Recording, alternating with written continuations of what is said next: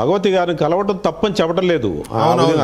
భగవతి గారిని ఎవరైనా కలవచ్చు. కానీ సాయిరెడ్డి గారు ఏం చెప్పాడంటే నా భావజాలం బీజేపీ సంఘ పరివారం చెప్పాడు, ఆయనే చెప్పాడు.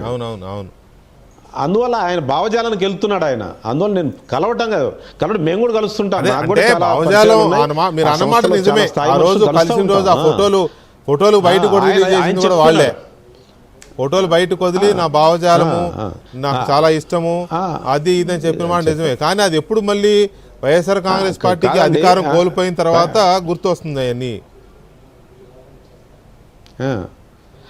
ఇంకోటి అండి, ఆయన బీజేపీ నాయకత్వం సంబంధం లేకుండా రాజ్యసభ రాజీనామా చేశాడండి.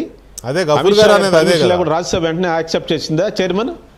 ఖచ్చితంగా మాకు సంబంధం లేదు, పాలిటిక్స్ మాకు సంబంధం లేదు. ఆయన రాజీనామా చేశాడు. ఆయన వాళ్ళతో నా సమాచారం చెప్తున్నా నేను, ఆయన వాళ్ళతో మాట్లాడుకున్నాడు, రాజీనామా చేశాడు. ఎంట్రీ ఎలా ఇస్తాడనేది నేను రాజ్యసభలో ఎంట్రీ ఇస్తాడని నేను చెప్పడం లేదు, బట్ బీజేపీలో ఎంట్రీ ఇస్తాడు. ఆయనతో పాటు వైసీపీకి సంబంధించిన చాలామంది నాయకులు కూడా బీజేపీలో చేరటానికి సిద్ధంగా ఉన్నారు. ఇది కూడా చెప్తున్నా నేను మీకు. వెంకటకృష్ణ గారు మీరు నాకు వేరుగా ఫోన్ చేస్తే మీకు పేర్లు కూడా చెప్తాను.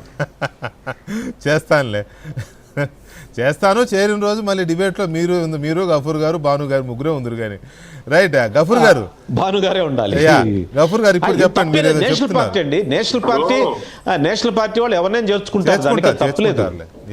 గఫూర్ గారు, మాణిక్యవర ప్రసాద్ గారు చెప్తున్నది సరే, ఆయనకుండే ఇన్ఫర్మేషన్ ఆయనకుంటే, ఎందుకంటే అధికార పార్టీకి సంబంధించిన వ్యక్తి కాబట్టి ఉండొచ్చు.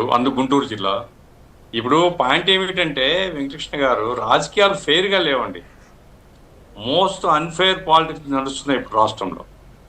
ఇప్పుడు ఏమిటి, కసిరెడ్డి రాజారెడ్డి ఎవరో అతను అరెస్ట్ అయినాడు, అరెస్ట్ చేయలే, అరెస్ట్ అయినాడు.